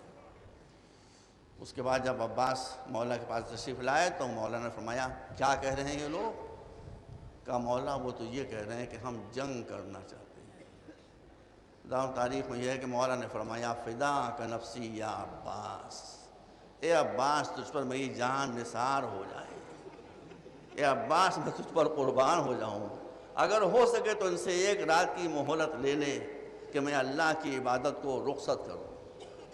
عباس آئے اور آ کر کہا کہ مسلمانوں تمہارے رسول کا نماز تھا، تم سے ایک رات کی مہلت چاہتا ہے کہ وہ عبادت کو ودا کر لے۔ یہاں اختلاف ہو گیا، کوئی کہتا ہے کہ دو، کوئی کہتا ہے نہ دو، بہرحال بمشکل تمام وہ ایک رات کی مہلت امام کو ملی، وہ یہی رات ہے، وہ یہی رات ہے کہ جو آپ گزار رہے ہیں۔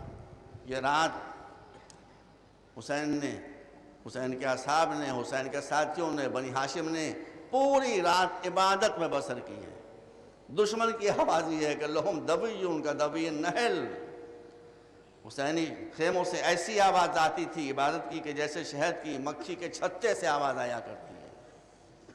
بس زاداران حسین اسی رات کی ایک روایت پڑھ کے اور آگے بڑھ جانا چاہتا ہوں۔ اصحاب حسین اپنے خیمے میں بیٹھے ہوئے عبادت الہی مصروف تھے، تلواروں کو صاف کر رہے تھے، نیزوں کو ٹھیک کر رہے تھے۔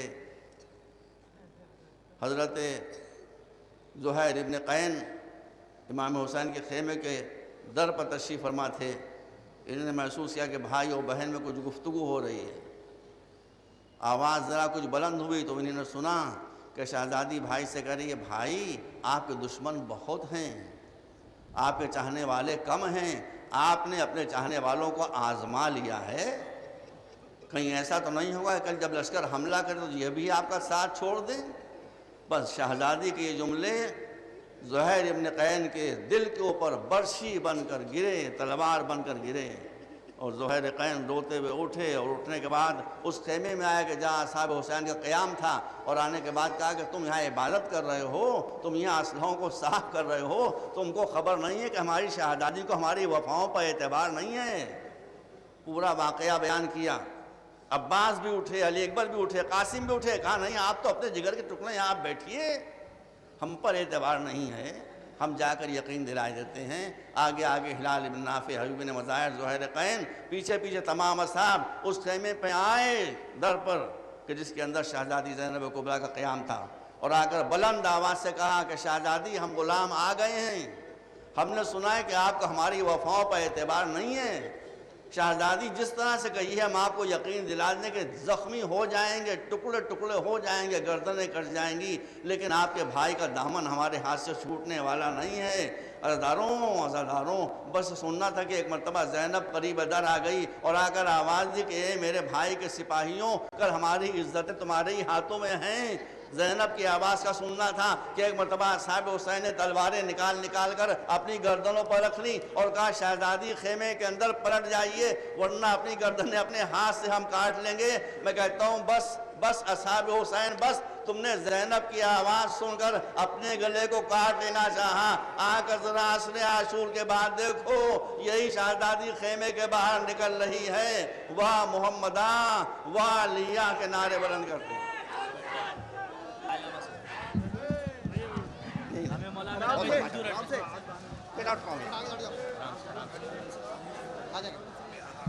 راستہ بناؤ. آپ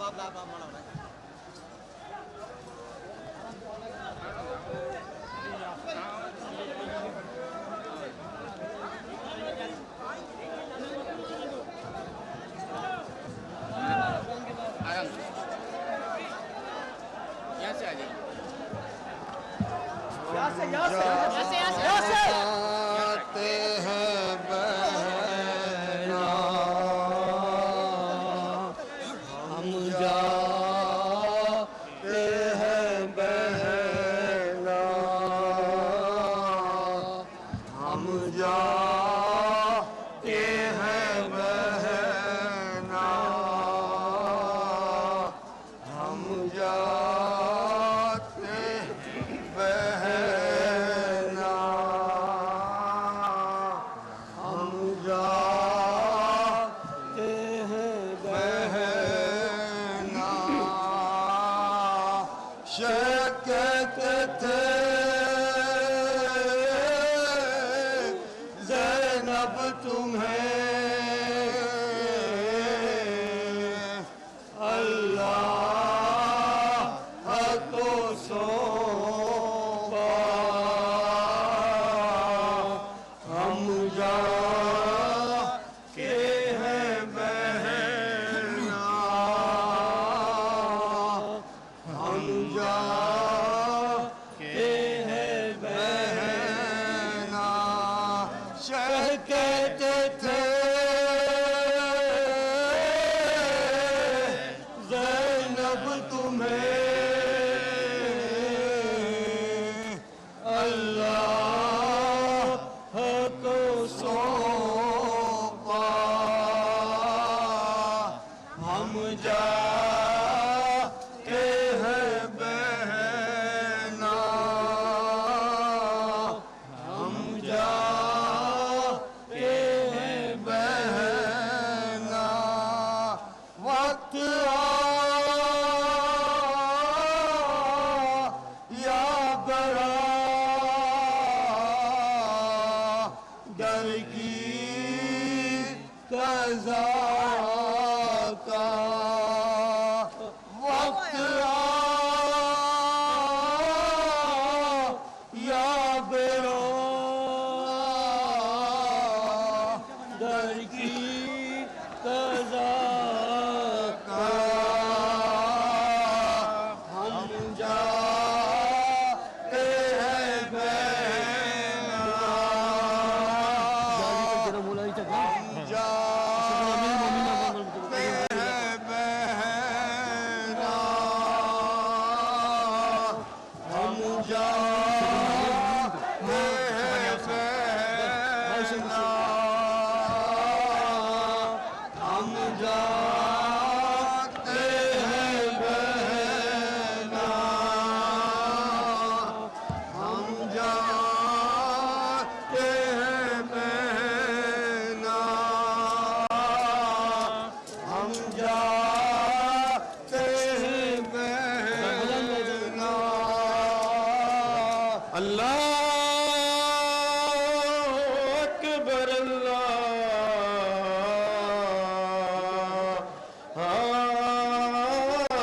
اکبر اللہ اکبر اللہ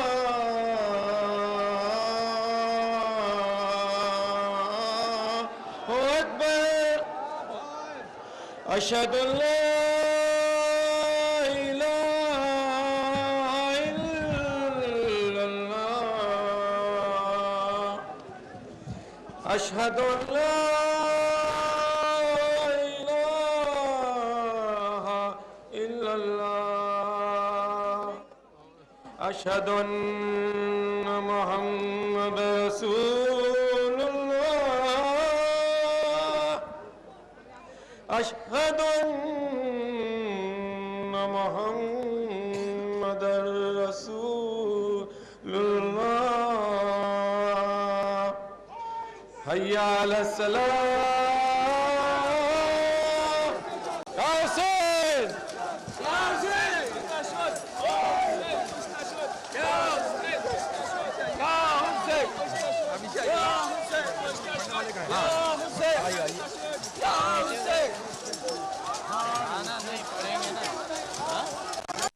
آپ ذرا نیچے آ جائیے.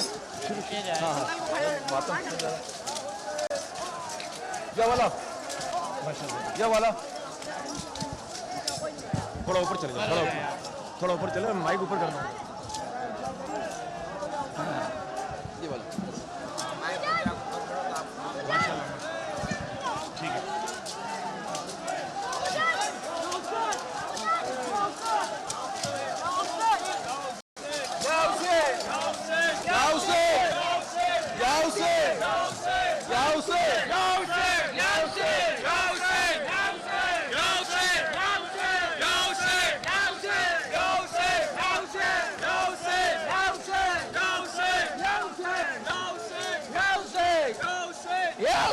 ای بی برادر زینب,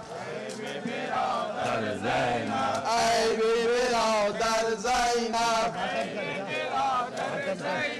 ای بی برادر زینب, ای بی برادر زینب, ای بی برادر زینب, ای بی برادر زینب, ای بی برادر زینب, ای بی برادر زینب, ای بی برادر زینب.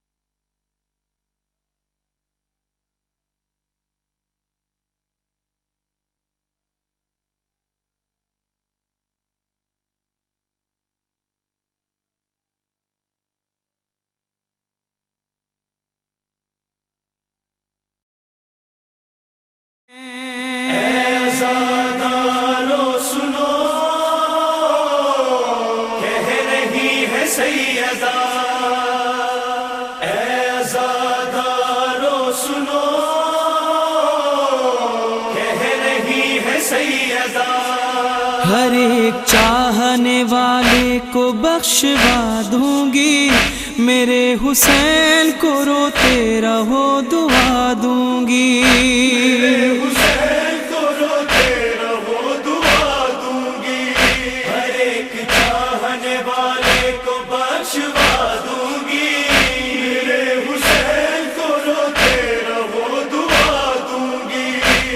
اپنے گھر میں عزا خانے جب سجاؤ گے جزا رسول سے اس کی ضرور پاؤ گے خدا بھی راضی رہے گا علی بھی اور میں بھی غم اپنا بھول کے عاشور جب مناؤ گے تمہارے دل کے ہر ایک زخم کی دوا دوں گی میرے حسین کو روتے رہو دعا دوں گی ہر ایک چاہنے والے کو بخشوا دوں گی میرے حسین کو روتے رس نہیں کھایا درندوں میں جا رہے ہو میرے لال کسی کو تم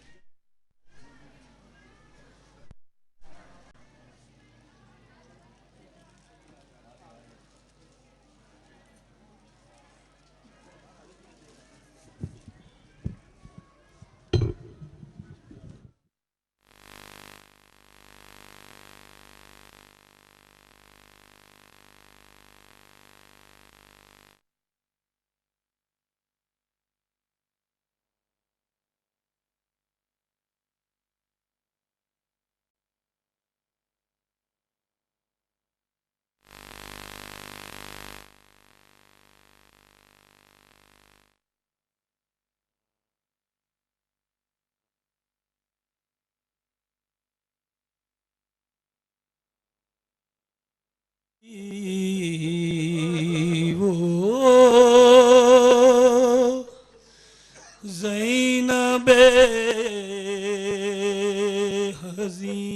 حزین وہ حفاظت خیام کی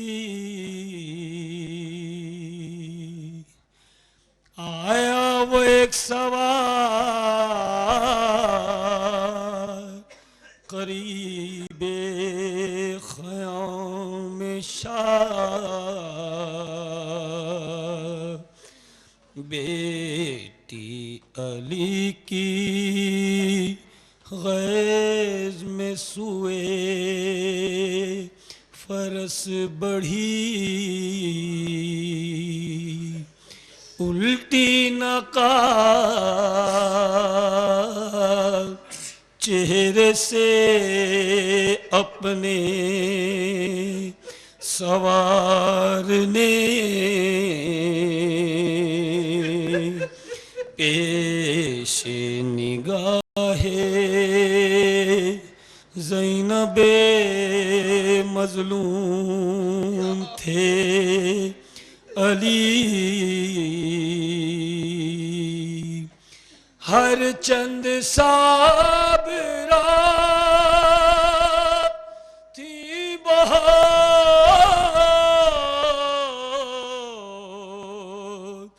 بنت فاطمہ، بے ساختہ زباں پہ یہ فریاد آ گئی۔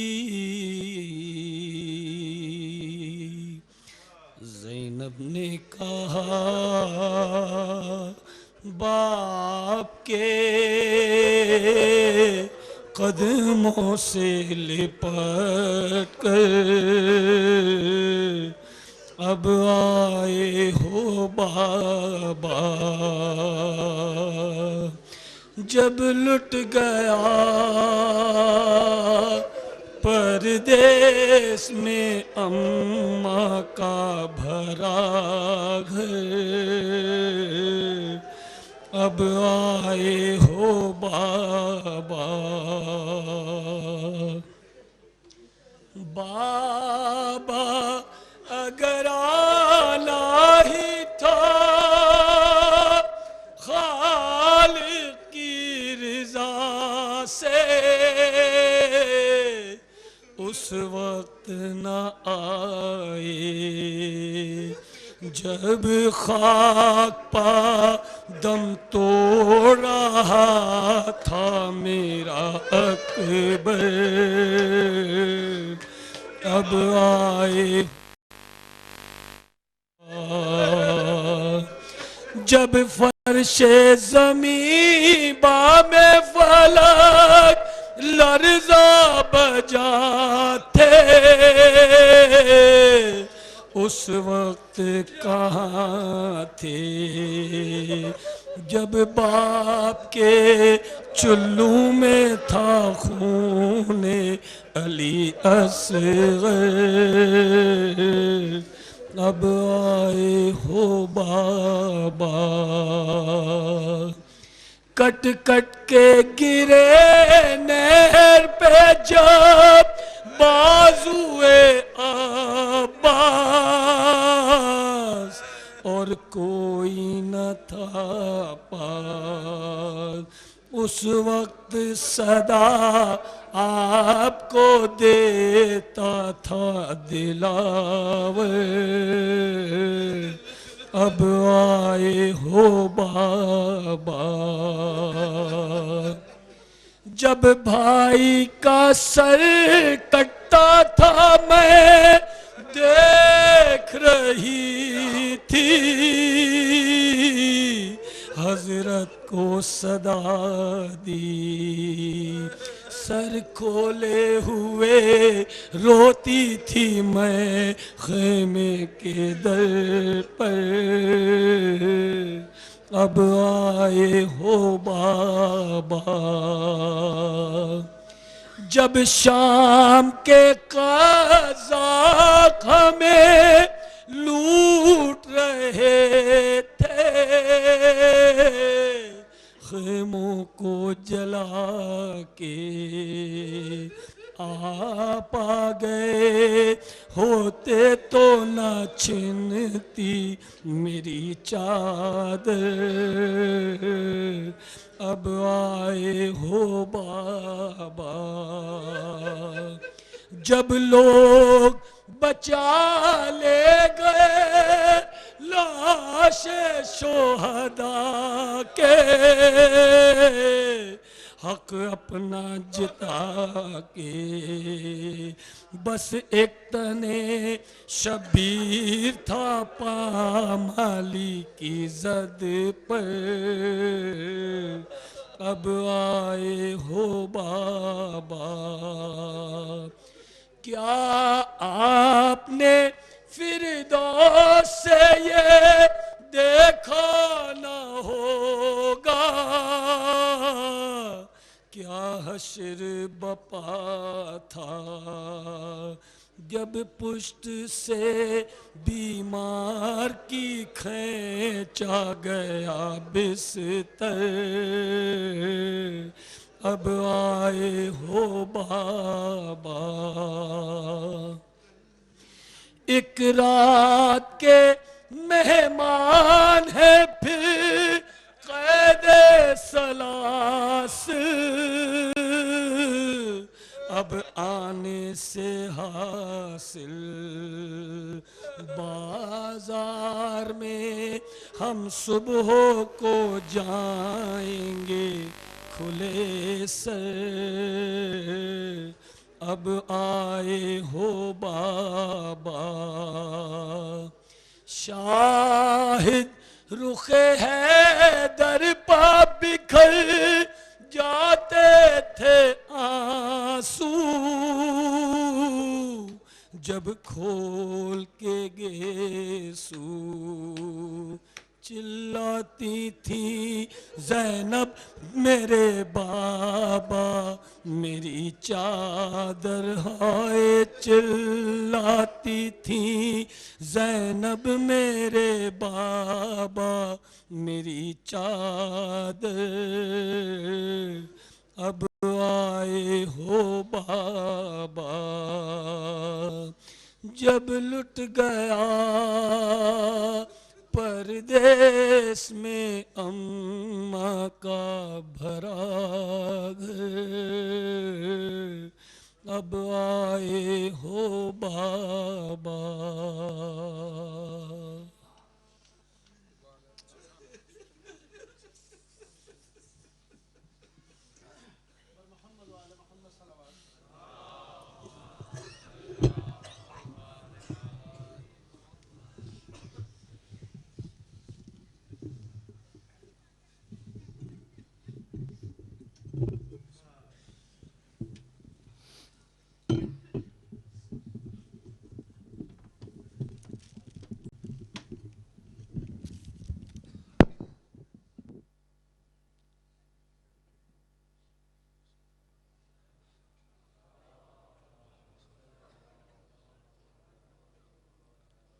فاتحہ۔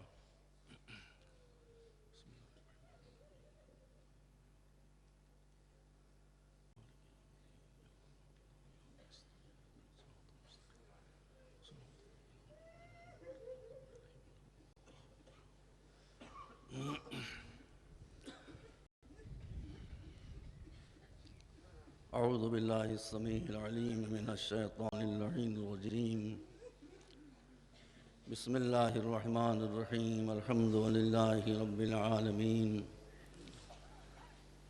والصلاة والسلام علی سیدنا و نبینا و شفیعنا بالقاسم محمد آلہ الطیبین الطاہرین المعصومین الہداة المہدیین الذین اذھب اللہ عنہم الرجس وطہرہم تطہیرا،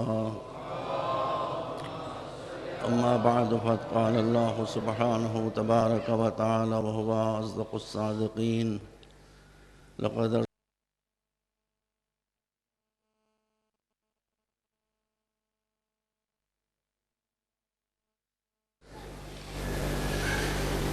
برادران عزیز، ارشاد اقدس الہی ہو رہا ہے کہ جتنے پیغمبر آئے، جتنے رسول آئے، جتنی کتابیں نازل ہوئیں، جتنی شریعتیں آئیں،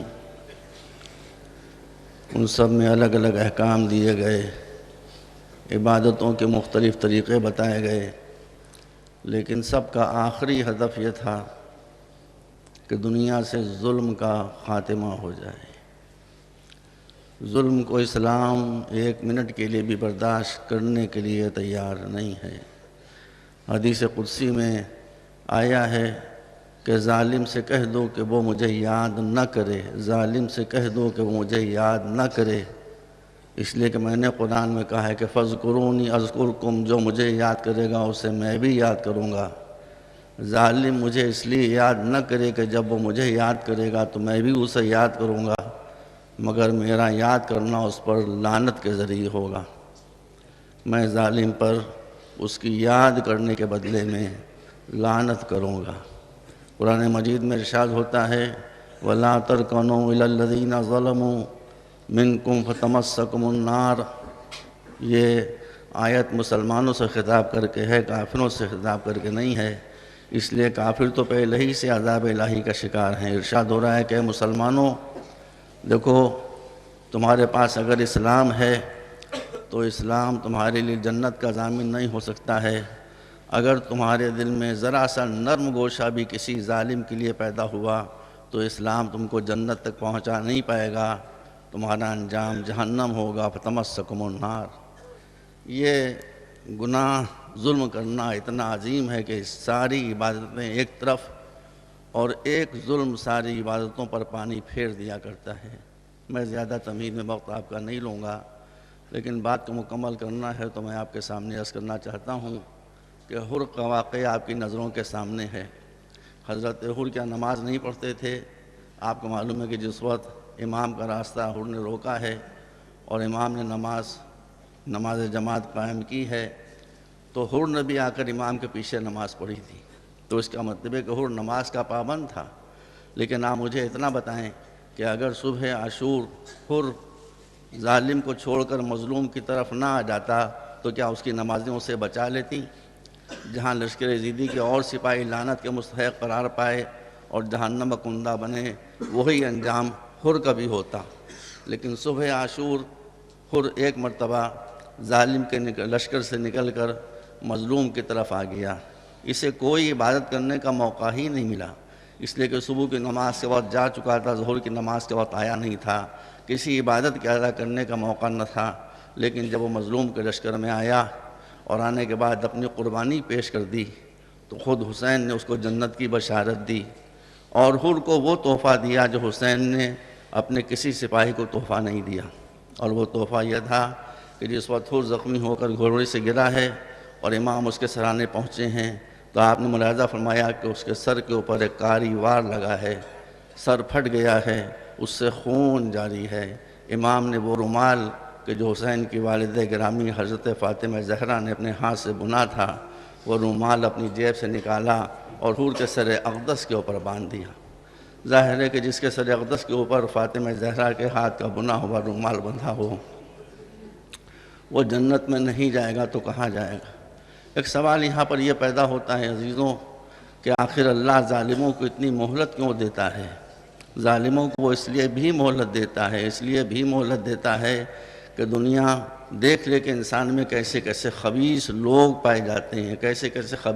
پائے جاتے ہیں اور اگر ظالم کو ظلم کرنے کا موقع نہ دے تو جو اس کے نیک بندے ہیں جن پر وہ ظلم کر رہے ہیں ان کا حسن کردار ابھر کر کیسے سامنے آئے. کربلا کے میدان میں ایک طرف لشکر یزیدی کی اگر خباثت نفس پوری طرح سے ابھر کر سامنے آ گئی، اس کا ظلم سامنے آ گیا، اس کا عدوان سامنے آ گیا، اس کی قساوت قلب سامنے آ گئی، تو دوسری طرف حسین کا صبر، حسین کی شجاعت، حسین کی استقامت، حسین کا اللہ پر توکل وہ بھی تو سامنے آ گیا. اگر یہ ظلم سامنے نہ آتا تو حسین کے کردار کے جوہر کہاں نمایاں ہوتے. اس لیے اللہ ہمیشہ ظالم کو مہلت دیتا ہے کہ دنیا دونوں طرح کے نمونے دیکھ لے. جو اللہ کے ماننے والے ہوتے ہیں ان کا کردار کیسا ہوتا ہے اور جو اللہ کے نہ ماننے والے ہوتے ہیں ان کا کردار کیسا ہوتا ہے. یہ جنگ جو کربلا کے میدان میں لڑی گئی ہے یہ کوئی پہلی جنگ نہیں تھی. یہ ضرور ہے کہ ایسی جنگ کبھی نہیں لڑی گئی مگر جنگیں حق و باطل کے درمیان ہمیشہ ہوتی رہیں. علامہ اقبال نے اسی لیے کہا ہے کہ موسیٰ و فرعون و شبیر و یزید ان دو قوت از حیات آیت پدید. شیطان اور آدم کے زمانے سے یہ جنگ شروع ہوئی تھی مگر اس کا آخری معرکہ، زبردست ترین معرکہ کربلا کے میدان میں حسین اور یزیدی لشکر کے درمیان جنگ کی صورت میں انجام پذیر ہوا تھا. میرے عزیزوں، اسی لیے جب آپ نماز پڑھنے کے بعد شب جمعہ زیارت وارثہ پڑھتے ہیں تو کیا کہتے ہیں؟ آپ فرماتے ہیں السلام علیکہ یا وارث آدم صفوت اللہ، السلام علیکہ یا وارث نوح نبی اللہ، السلام علیکہ یا وارث ابراہیم خلیل اللہ. آپ آخر تک زیارت پڑھتے ہیں اور سلام کرتے ہیں کہ آدم کے وارث تم پر سلام، نوح کے وارث تم پر سلام، ابراہیم کے وارث تم پر سلام، موسیٰ کے وارث تم پر سلام، عیسیٰ کے وارث تم پر سلام، محمد عربی کے وارث تم پر سلام۔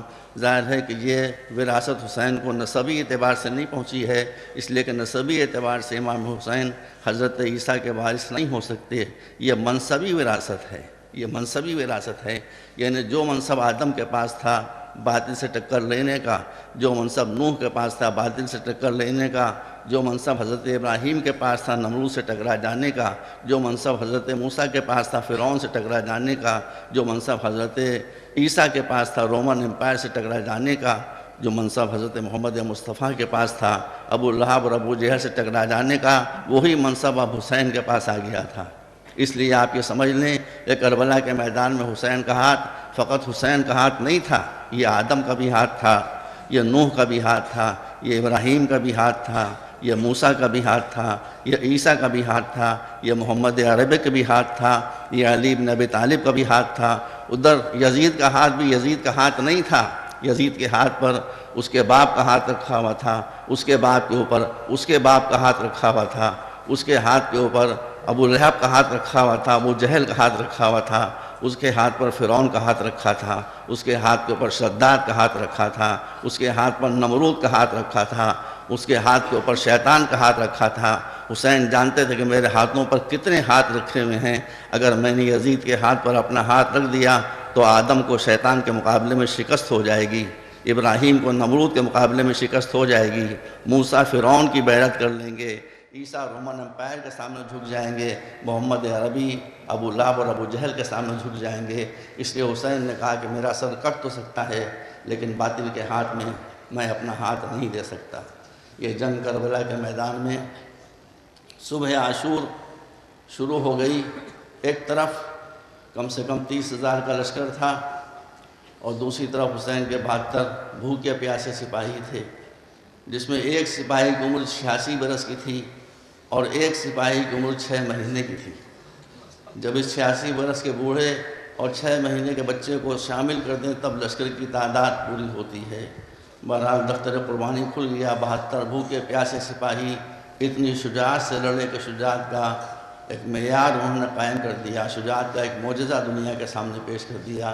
یہاں تک کہ جب اصحاب و انصار قربان ہو گئے تو بنی ہاشم کی باری آئی، کبھی اون و محمد آگے بڑھے، کبھی قاسم و نوشاہ آگے بڑھے، اور اس کے بعد ایک منزل وہ بھی آئی کہ جب علی کا لال، بنی ہاشم کا شیر، قمر بنی ہاشم حضرت عباس ابن علی مشک سکینہ لے کر دریا کے کنارے گئے اور وعدہ کر گئے سکینہ سے کہ میں تمہارے لیے پانی لے کر آؤں گا، لیکن عباس تو نہ آ سکے۔ حسین جب بھی میدان سے کسی کی لاش اٹھا کر لائے تو فقط ایک لاش اٹھا کر لائے۔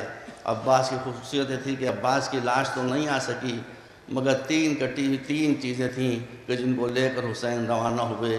ایک عباس سے کٹے ہوئے ہاتھ، ایک مشک سکینہ، ایک علم ابو الفضل۔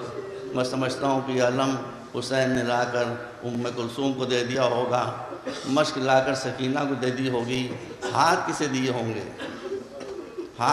ہوں گے؟ بس یہ بات آپ یاد رکھیے کہ یہ ہاتھ آپ کے لیے لے کر حسین آئے تھے، اس لیے کہ میدان حشر میں جب بی بی فاطمہ آئیں گی فریاد کرتی ہوئی کہ کسی کے لیے یہ حشر کا میدان ہو، مگر میں تو فریاد کرنے کے لیے آئی ہوں عرش الہی کا پایا پکڑ کر کہ کیا میں نے اپنے بچے کو اسی لیے پالا تھا بابا کہ آپ کی امت 3 دن کا بھوکا پیاسا ذبح کر دے؟ اس وقت رسول گھبرا کر کہیں کہ بیٹی یہ بتا کہ امت کی گنہگاروں کے لیے سامان شفاعت دے کر کیا آئی ہے؟ تو بیٹی اپنا دامن پھیلا دے گی۔ رسول ملاحظہ فرمائیں گے 2 کٹے ہوئے ہاتھ، پوچھیں گے یہ کس کے کٹے ہوئے ہاتھ ہیں؟ تو بیوی جواب دے گی کہ بابا آپ نے نہیں پہچانا، یہ میرے بچے عباس سے کٹے ہوئے ہاتھ ہیں کہ جس کو امت کی شفاعت کے لیے لے کر آئی ہوں۔ بس عزاداران حسین، عباس کی شہادت کے بعد پھر حسین کا لفظ جگر، شبیہ رسول، 18 برس کا جوان، چمکتا ہوا چاند، لیلا کی آنکھوں کا نور، علی اکبر کربلا کے میدان میں لیا اور جانے کے بعد اپنی قربانی پیش کر دی۔ حسین اپنے جوان کا لاشا نہ اٹھا سکے، یہ بھی ایک المیہ ہے کہ حسین نے حر کے بیٹے کی لاش تو اٹھا لی مگر اپنے بیٹے کی لاش نہ اٹھا سکے۔ بچوں کو بلایا، بچے دوڑتے ہوئے آئے، معصوم بچوں نے علی اکبر کی لاش اٹھائی، حسین پیچھے پیچھے ماتم کرتے ہوئے چلے۔ عزیزوں میں آپ کو ایک خاص نقطے کی طرف متوجہ کرنا چاہتا ہوں۔ اس کے بعد حسین خیمے کے در پر آئے اور آنے کے بعد ایک معصوم بچے کو لے کر چلے۔ یہ معصوم بچہ چاند کا ٹکڑا، 3 دن کا بھوکا اور پیاسا، حسین نے ابا کے دامن میں اس کو چھپایا، لے کر ایک بلندی پر آئے اور آنے کے بعد کہا کہ لشکر پیشہ سار کے سپاہیوں، اگر میں نے خطا کی ہے تو اس بچے نے کیا خطا کی ہے؟ اس کو اگر 2 بوند پانی کی پلا دو گے تو بہتی ہوئے نہر کے پانی میں کوئی کمی نہ ہو جائے گی، مگر ایک تیر سنسناتا آیا اور 6 مہینے کے معصوم بچے کا گلا چھیدتا ہوا حسین کے بازو میں پیوست ہو گیا۔ حسین نے کبھی زمین کو دیکھا، حسین نے کبھی آسمان کو دیکھا۔